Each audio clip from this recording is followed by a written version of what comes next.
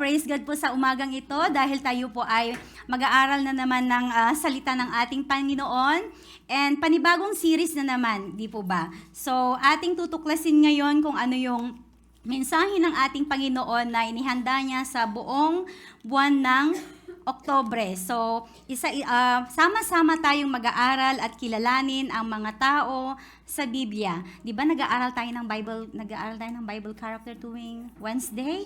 Amen. Praise God po. So, praise God sa umagang ito. And manalangin po muna tayo bago ko i-present yung ating pag-aaralan. Amen. Yumuko po tayo sandali. Lord, pinupuri ka namin at pinasasalamatan sa umagang ito, Panginoon.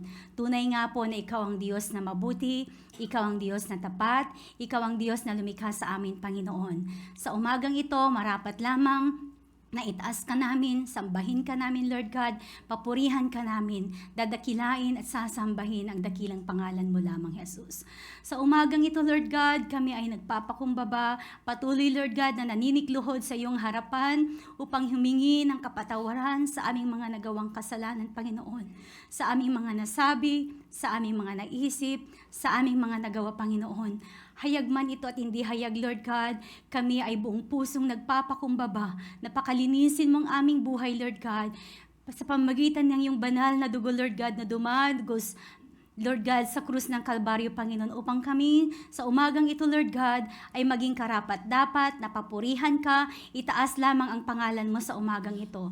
Thank you for your word and thank you for your promises, Lord God, na kung kami ay ipagtatapat namin ang aming mga kasalanan, Ikaw ang Diyos na tapat upang kami ay kapakalinisin, upang kami ay patawarin sa aming mga pagsalansang sa iyo, Panginoon. Tunay nga po na Ikaw ang Diyos na mapagmahal, Ikaw ang Diyos na mapagpatawad, Panginoon. Lord, sa umagang ito, tinataas namin ang gawain ito, Panginoon. Lahat ng gagamitin mo, Lord God, mula sa MC hanggang sa gumagawa sa kusina, Lord God.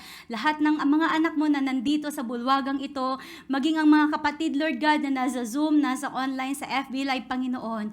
Kung paano po namin nararanasan ang presensya mo sa umagang ito, ang banal na Espiritu, ganun din po ang pagkilos mo sa bawat isa, Panginoon, na nasa online, Panginoon.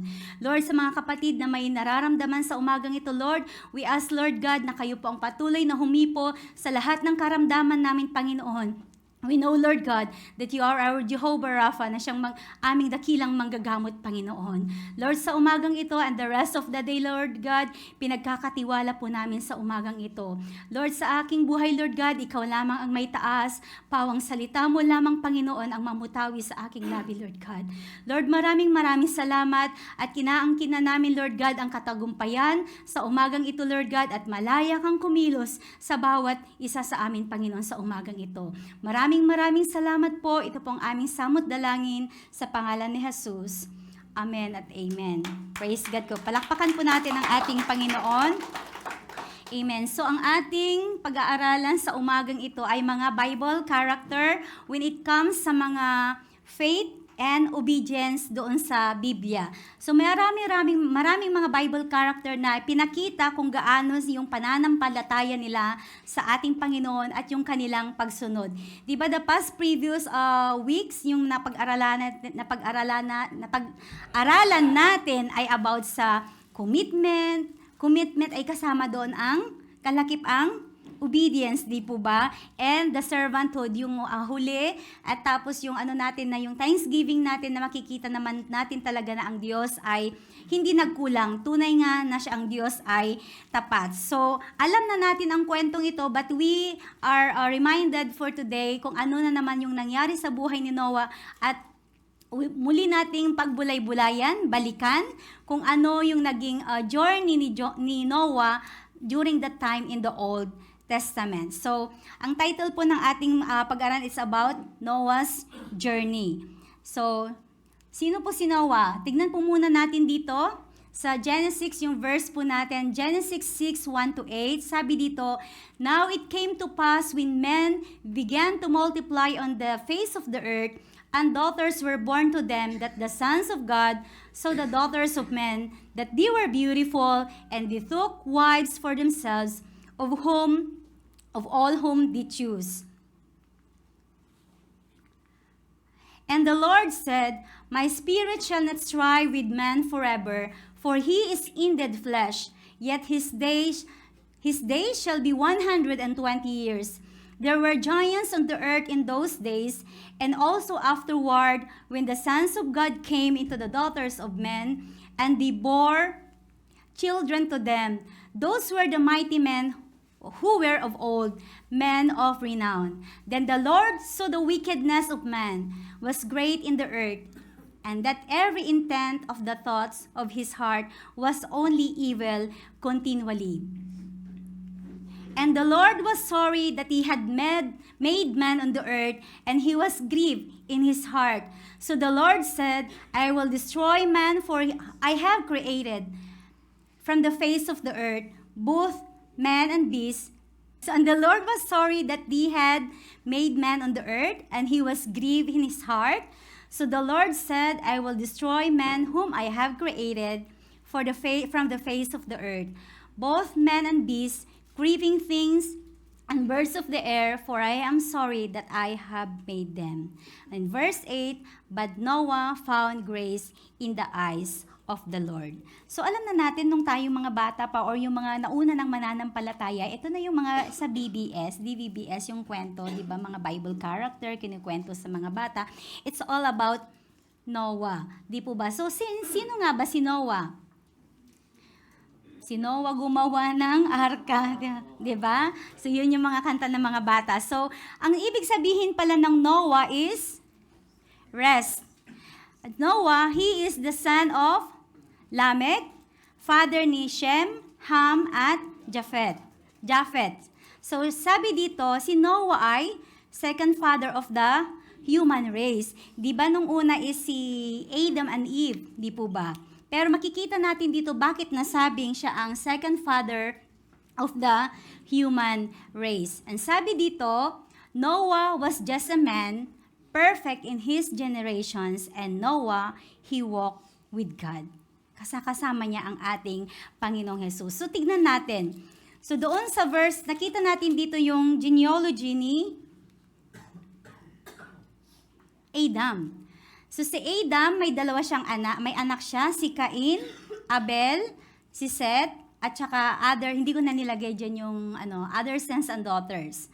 So alam natin yung case ni Cain at saka ni Abel, di ba? Pinatay ni Cain si Abel. So si Cain, makikita natin dito na meron siyang anak na si Enoch, and then, Irad, Mehujael, Metusael, Lamech. Down kay Lamech, meron siyang anak na si Jabal, Haarma, Tubal, at Cain. Tubal-Cain, sabi dito. So, nung time na yun, nung namatay si Abel, di ba, ulit sila, Adam and Eve, di po ba? At nagkaroon sila ng isang anak. Siya ay si Seth.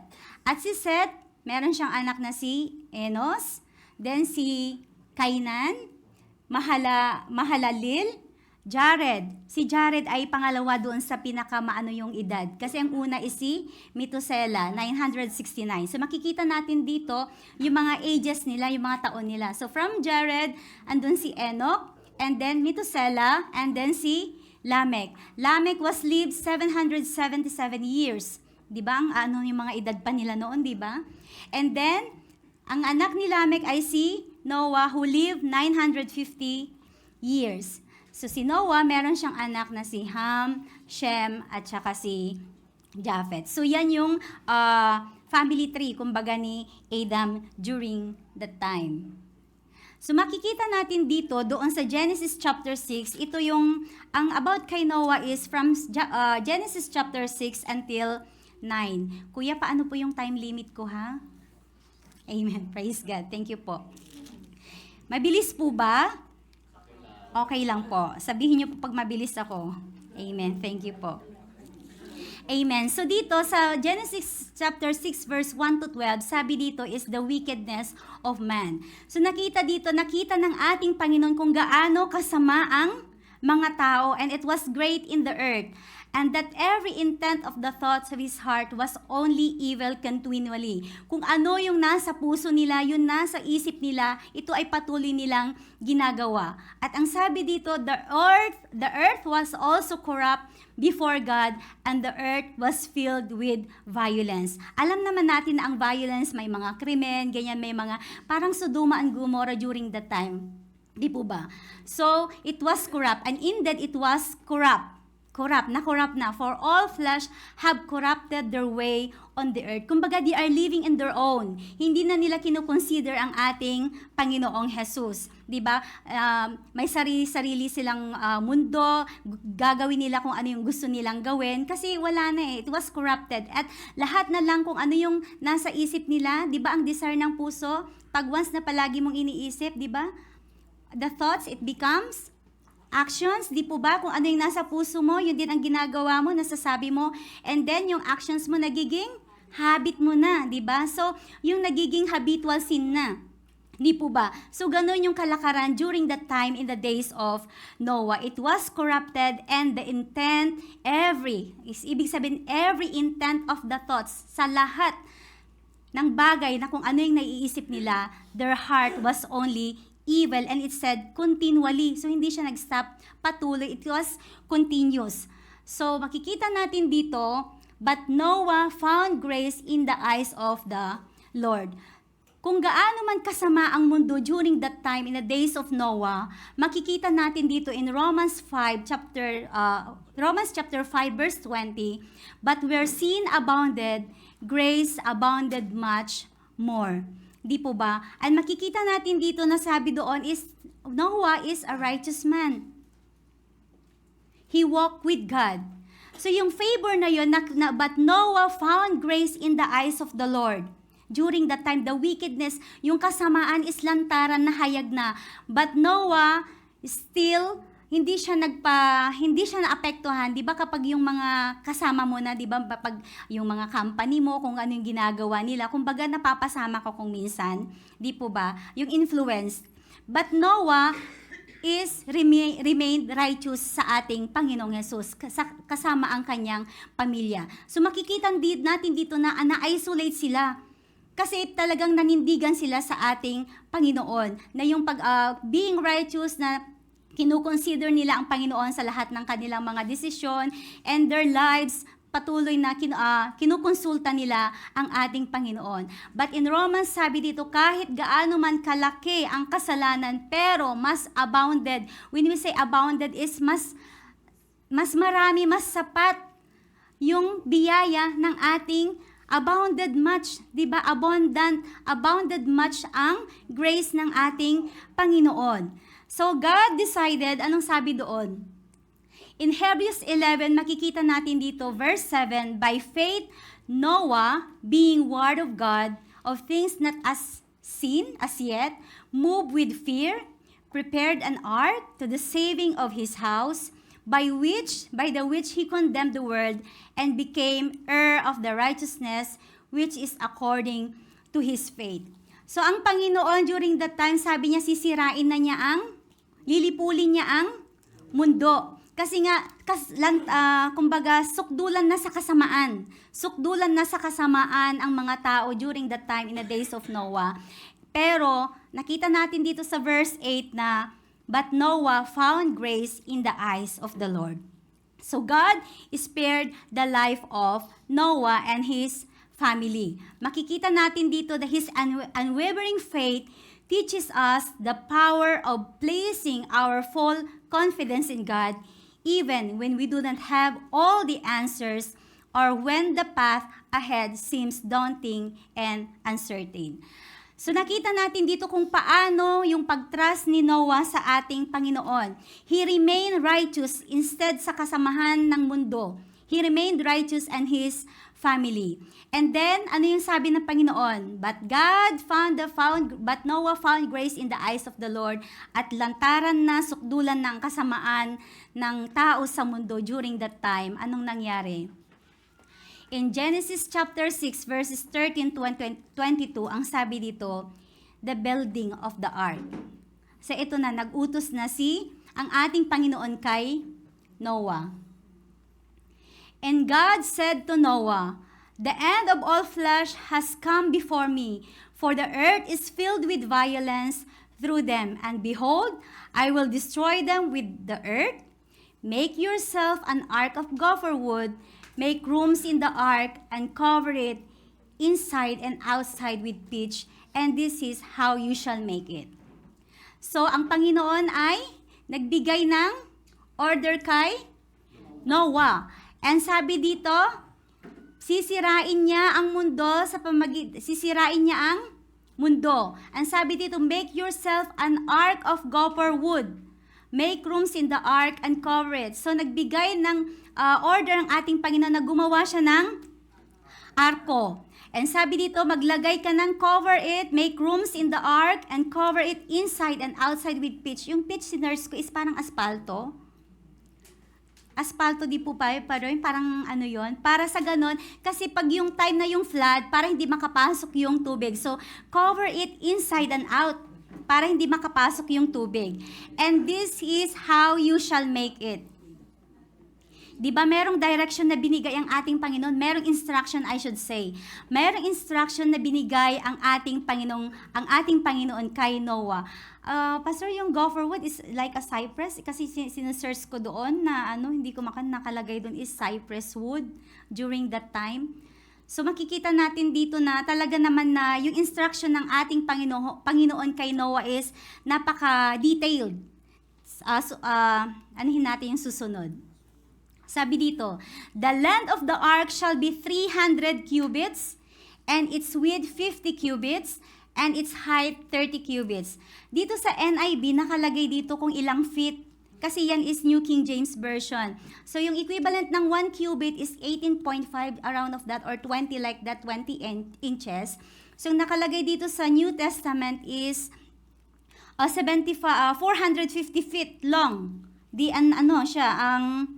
Ang haba, 450 feet long, 75 feet wide, and 45 feet high. Ganun siya kataas. So yun yung instruction ng ating Panginoon na gagawin ni Noah na arko. And sabi doon, "You shall make a window for the ark, and you shall finish it into a cubit from above, and set the door of the ark in its side. You shall make it with lower, second, and third deck." So, merong 3 palapag. Di po ba? So, 3 palapag yung gagawin niya. And we imagine kung paano ito ginawa ni Noah. Architect. So, naging siya, architect na carpenter na na siya. Kasi during that time, anong sabi ng Panginoon? Balikan natin, make yourself. So, hindi sinabi ng Panginoon nga, mag-utos ka ng gagawa sa ark. But make yourself. Sabi dito, make yourself an ark.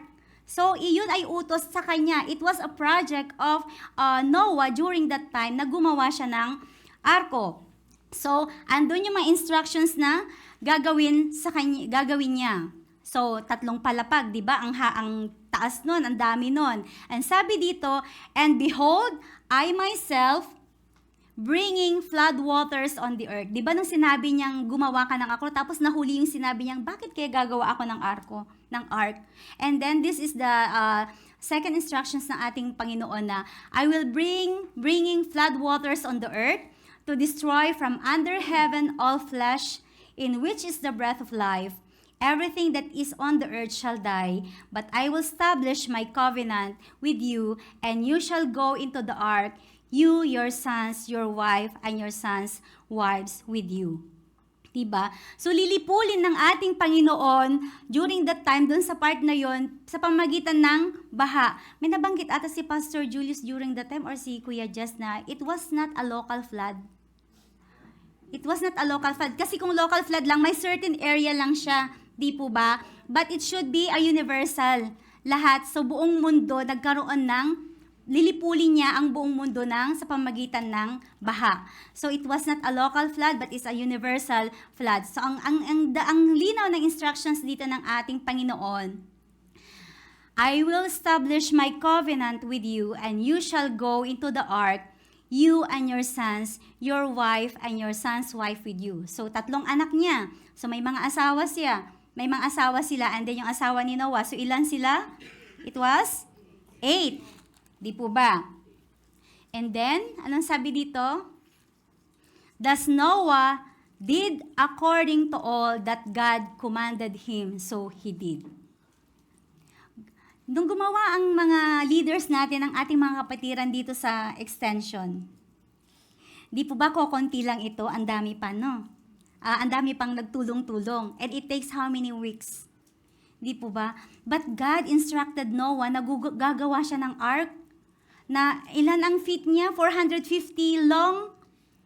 Tapos, 75 yung ano niya, yung width niya, and then 45 yung kanyang height, 'di ba? So napakalaki yung project na yun that was during the time with Noah. Pero ang sabi dito sa verse 22, thus Noah did according to all that God commanded him, so he did.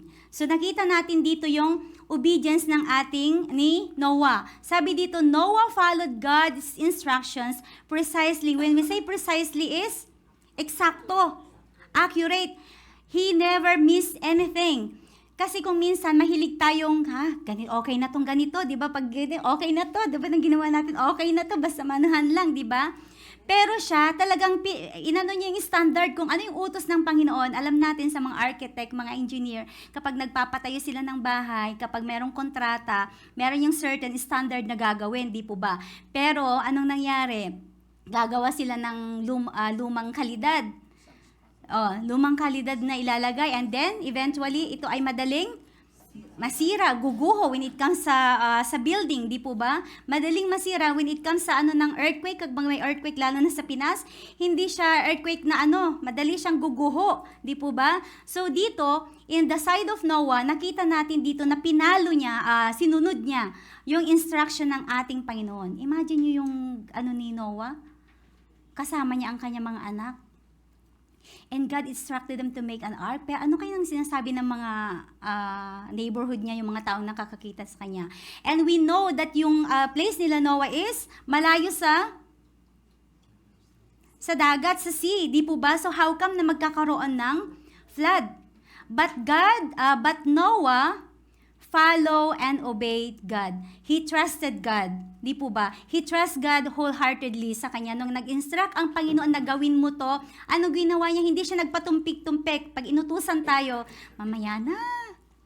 Di ba? Bukas na. Meron pang marami pang oras. Di po ba? Pero nang ginawa ni Noah, hindi siya nagsayang ng oras kasama ng kanyang mga anak. At alam natin yung pag-gather nila ng mga woods. Di po ba? So, mahirap yung ginawa nila. They gathered woods para lang sa ganun may magawa silang arko upang sa ganun meron silang titirahan kasama ng mga hayop. Di po ba? He never missed anything. And he followed God's instructions exactly and accurately. Yan ang ginawa ni Noah sa pagsunod niya sa ating Panginoon. Okay lang po ba? Kakasunod po? Inaantok na po ba? Medyo, di po ba? So nakita natin dito na nung sinunod ni Noah yung instruction ng ating Panginoon, it takes a lot of patience, it takes a lot of yung siguro mga persecution during that time na tawag dito, inaanohan siya ng mga tao, kinukutya siya. Thank you po. Kinukutya siya. Bakit gagawa si Noah ng ganyan? Para saan yan? 'Di ba? Bakit anong ginagawa ni Noah na parang nababaliw na ba si Noah? Na ganyan, ang layo-layo ng ganito ganyan. And then in Genesis 7:1-24, makikita natin dito it was the great flood. Then the Lord said to Noah, "Come into the ark." Magkasan po ba? "Come into the ark, and you and all your household. Because I have seen that you are righteous before me in this generation." So, ang righteousness, hindi sa standard natin. The righteousness is God's standard. So, God had found Noah that he is righteous. "So, you shall take with you 7 each of every clean animal, a male, and his female, 2 each of animals." So, merong mga pares-pares. Di po ba? Pares-pares yung inutos ng ating Panginoon. "That are unclean, a male and his female, also 7 each of birds," so male and female again, "and to keep the species alive on the face of all the earth. For after 7 more days, I will cause it to rain on the earth 40 days and 40 nights. So during the time nang inakay na ni Noah yung Sabi dito, I will destroy from the face of the earth all living things that I had made. And Noah did according. Di ba makita natin dito nung verse 22? Sabi doon na Noah did everything according to all that Lord commanded. Naulit po ito sa Genesis 7. Sabi dito, and Noah did also again according to all that the Lord commanded him. So makikita natin dito na grabe yung patience ni Noah kasi huhuli niya, anuhin niya yung mga living, yung mga animals, yung gumagapang, lumilipad. So gano'n yun, aakayin niya papunta doon sa arko. Di po ba? So, ganun yung patience niya, yung pagtsatsaga niya. No one ever complained. Hindi siya nag-murmur, hindi siya nag-ganyan. Katirgerger, hindi siya nagkatirgerger, di ba? But, huwa, muskot, di ba? Tumahimik lang siya. Tumahimik lang siya, di ba? And he followed God. Sumunod siya sa ating Panginoon. Sinundan niya, sumunod siya sa utos ng ating Panginoong Jesus. And we can see here, Noah obeyed God. Sabi dito, yes, yung nakaano doon, he never complained, despite the task was so great. And he displayed much patience in guiding and leading the animals towards the ark. He and his family waited patiently inside the ark until the land became dry. Diba? So, nang nakapasok na sila doon sa arko, hindi pa umulan agad. So, after 7 days pa. Bakit kaya after 7 days pa bago pa pinaulan ng ating Panginoon?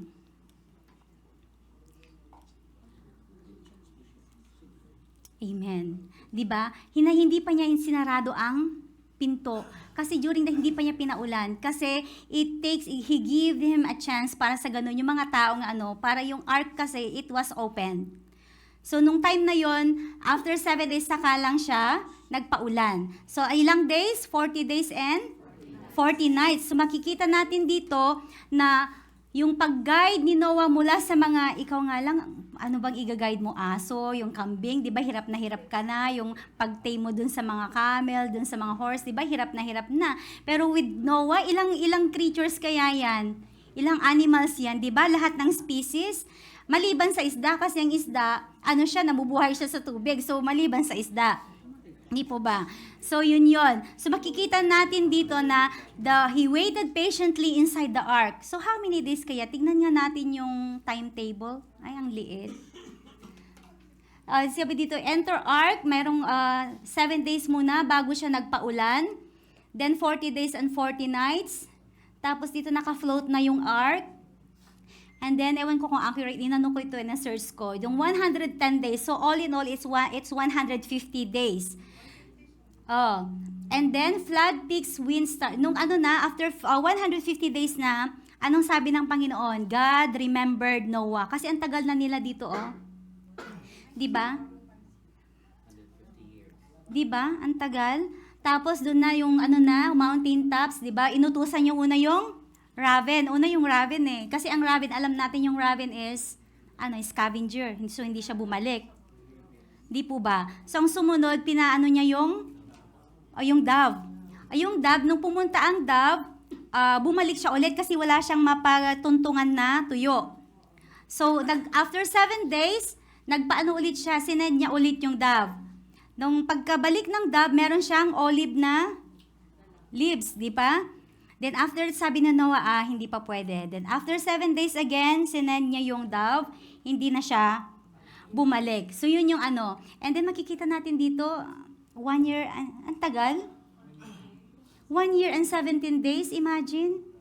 Di ba? Kung tayo nandun dito tayo, 40 days and 40 nights, and then andun pa sila dun sa Di ba naboboring na tayo, ilang oras nga lang tayo dito makulong? Wala na. Pero kapag may internet, okay lang. Di ba? Basta may pagkain daw, may pagkain at saka internet, okay lang. Pero dito, ano yung utos pa ng Panginoon? Gather all the species, yung mga and bring them food. Yun yung importante doon. Kasi pupunta sila sa loob ng arko, pero wala namang pagkain. Paano sila mabubuhay? And God said, come into the ark, sabi niya. Anong sabi doon? When you say come, what is, ano yung significance nun? When God said, come into the ark. Meaning, ang Panginoon is nasa loob na, nandun na siya sa ark. Sasamahan sila ng ating Panginoon. Hindi niya sinabing, humayo ka, pumunta ka na. But he said, sa King James, sabi niya dun is, come into the ark. So meaning, ang Panginoon, andun siya, yung presence ng Panginoon, andun. Kasama niya ang ating Panginoon. Di po ba? So, hindi kadali yung ginawa nila na nag-akay na siya ng mga animals and then magpo-provide pa siya ng pagkain for enough kung ilang di ba, years yun, ilang ano. So, nakita natin dito yung gaano talaga yung sakripisyo ni Noah para lang merong masave na lahat ng mga species, mga animals. And makikita natin dito na tunay nga ang Panginoon is sinamahan sila ng ating Panginoon during that time. Siguro nang ginagawa nila kasi righteous sila, maybe they are worshiping inside the ark.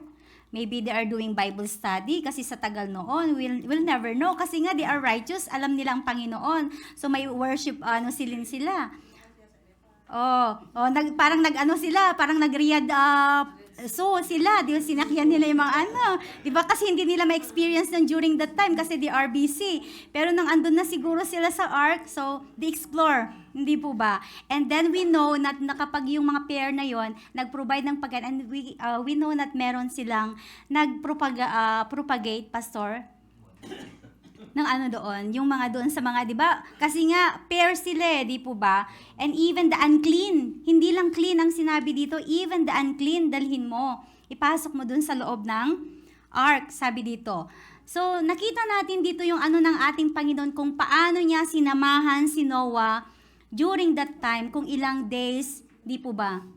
Yung sakripisyo ni Noah, ng kanyang mga anak, pangungutya, di ba? Pero, nung andun na sa loob ng arko, it was shut na, di ba? Nasarado na.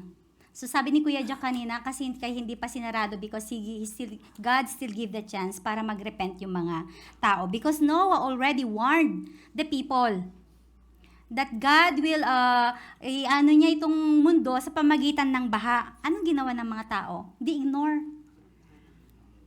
Wala pa. Patagal pa yan. Ang layo-layo ng dagat. Di ba? Parang ganon. So, they enjoyed, they marry, they drink, ganyan nag-enjoy sila. They go on their own, di ba? They live on their own without considering ang ating Panginoon. Pero ang Panginoon is nung time na sinat na niya, hindi si Noah ang nagsara ng pinto. The Lord shut the door. Sinarado na ng ating Panginoon. And once it was already closed, hindi na yon mabubuksan. Kasi pag binuksan mo, wala na, papasok ng tubig doon. Di po ba? And then sa Genesis 8:1-19, it was Noah's deliverance. Di ba nung nag-stay na sila doon sa loob ng arko, anong sabi dito? Then God remembered Noah and every living thing and all the animals that were with him in the ark. And God made a wind to pass over the earth and the waters subsided. Di po ba, di ba yung na-reach niya yung top of the mountain, di po ba nakaano lang? So yung ark pala is hindi pala intended na maglayag siya. That was intended only to float. Yung ark na yun. Kasi kung lalayag siya, di mapapalayo siguro sila. But the ark was intended only to float. Di po ba? So napakagaling ng ating Panginoon. We amaze how God works. And also na rin sa buhay ni Noah, kasi di ba napakagaling ng pamilya niya na nakaya nilang buuin yung ark na yon sa kanila lang sa tulong ng ating Panginoon. But they follow, yun nga, kung hindi nila finalo yung standard, yung instructions ng ating Panginoon, baka ilang days pa lang wasak na yung ark. But we see here makikita natin dito yung obedience ni Noah sa ating Panginoon. He never missed anything. And sabi dito, and the wind to pass over the earth and the water subsided. So nagpadala siya ng hangin upang sa ganun ang, tawag dito, yung tubig ay humapa, mag-subside siya, yung ganun. So makikita natin dito kung paano talaga siya inanuhan ng ating Panginoon. I still have 29 minutes or, sorry. Okay. So andiyan nakita natin nung di ba? Yung di ba nung yung natapos na yung ulan ay yung baha. Makita na it's not accurate that one, the Mount Ararat. Mount Ararat is located in the Armenian and Turkey. Diyan, Armenian. So yung Mount Ararat. Di po ba? Kung saan nag-ano yung, di ba merong nakita doon na ano siya ng, ah? Ararat, not Arayat. Ararat sa Cubao yun, Arayat. May Arayat, Pampanga din. Sa Cubao may Arayat din. So, it was in Armenia at saka dun sa part ng Turkey.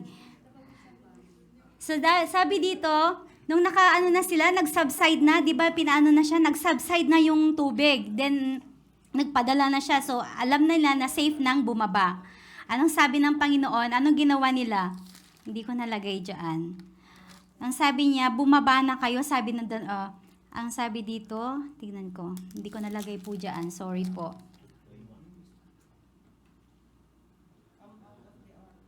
Come out. Doon sa verse 15 ng chapter 8. Come out. Then God said to Noah, come out of the ark. Lahat kayo ng iyong asawa, yung anak, at saka yung mga animals. Di po ba? So, inakay ulit nila. Kung paano nila inakay nung papasok, gano'n na naman. So, unloading. Kagaya nung anniversary, loading tsaka unloading. Di po ba? Diba mahirap mag-load tsaka unload, di po ba? So, yun ang ginawa ni Noah at ang kanyang pamilya. So, Noah came out together with his sons and his wife, and all the animals and all the creatures that move along the ground, and all the birds, everything that moves on the earth, came out of the ark, one kind after another. Nung natapos na yung deliverance ni Noah, nung time na nag-subside na yung flood, anong nangyari? Sa Genesis 8 verse 20, anong agad ginawa ni Noah? Yeah, amen. Then Noah built an altar to the Lord and took of every clean animal and every clean bird and offered burnt offerings on the altar. So pinili niya yung mga clean. 'Di ba kapag mag-offer ka dapat yung clean, the best, without blemish. 'Yun ang inano ni Noah. And God and the Lord smelled a soothing aroma, 'di ba?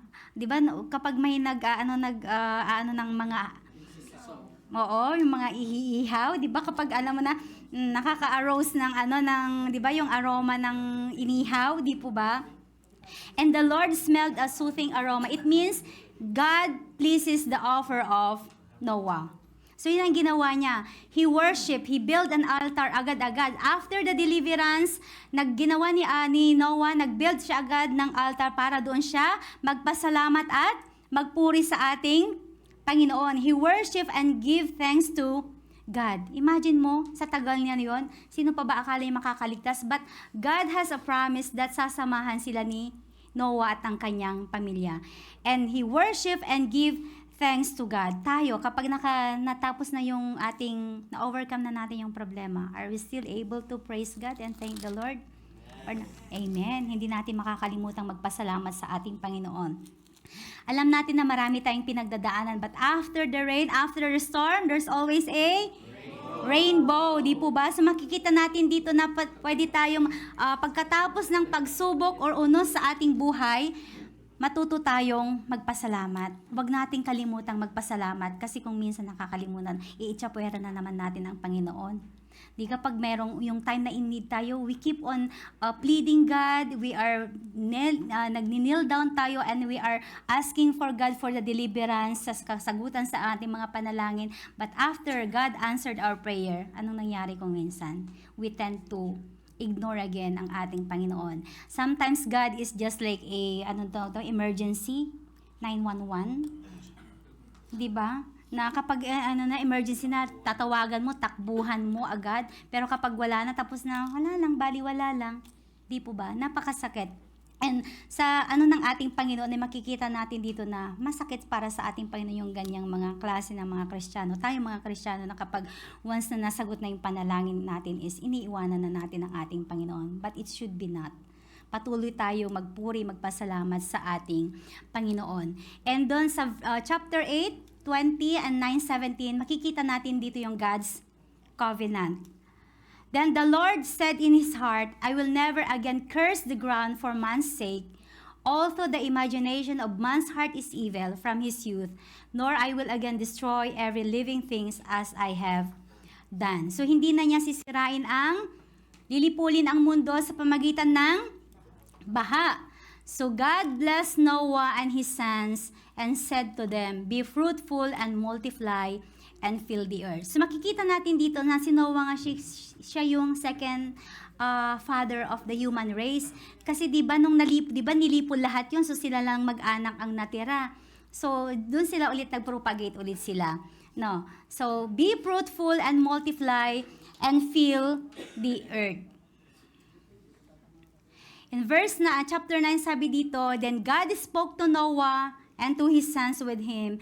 And as for me, behold, I establish my covenant with you and with your descendants after you, and with every living creature that is with you, the birds and the cattle, and every beast of the earth, with you, all of that go out of the ark. So, andun na yung covenant ng ating Panginoon, yung promise ng ating Panginoon na hindi na niya lilipulin ang mundo sa pamagitan ng baha. So, sabi diyan, paulit lang niya sabi dito, and God said, this is the sign of the covenant which I make between me and you and every living creature. Ano yung covenant? Yung nabanggit natin kanina, the sign? Bakit ayaw na? Ayan. I set my rainbow in the clouds, and it shall be for the sign of the covenant between me and the earth. It shall be when I bring a cloud over the earth, that the rainbow shall be seen in the cloud. So, iyon yung covenant ng ating Panginoon. So, nag-set siya ng side na kapag once makita mo yung rainbow, hindi nalilipulin ng ating Panginoon ang mundo sa pamamagitan ng baha. And I will remember my covenant, which is between me and you and every living. Parang naulit po ata. Sorry. And I will look on it to remember the everlasting covenant between God and every... naulit po. 17, no. Naano siya ulit. Amen, nalilito na ako. Sabi dito, by faith, Noah trusts God wholeheartedly to God's plan and fully submit to God's will in his life, so with his family. Diba? Kasi kung hindi siya sumunod ng partial lang yung pagsunod niya sa ating Panginoon, hindi sila maliligtas. Diba? Ang sabi doon, partial obedience is disobedience. Di po ba?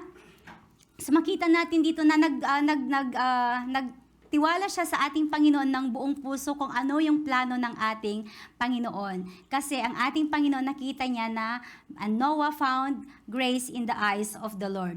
So Noah, nakita natin dito kung paano tumalima si Noah sa ating Panginoon, kung paano siya nag-submit, hindi sa kagustuhan niya, hindi siya nag-shortcut. Ang tagal naman. Ilang years kayo ginawa ni Noah doon, yung ark? May research na parang 75 years, Pastor? Pastor? 120 years, di ba? Ang tagal. Imagine mo yun, 120 years. Dito nga lang, pag may construction, ilang nababagot na tayo, di ba? Sa Pilipinas.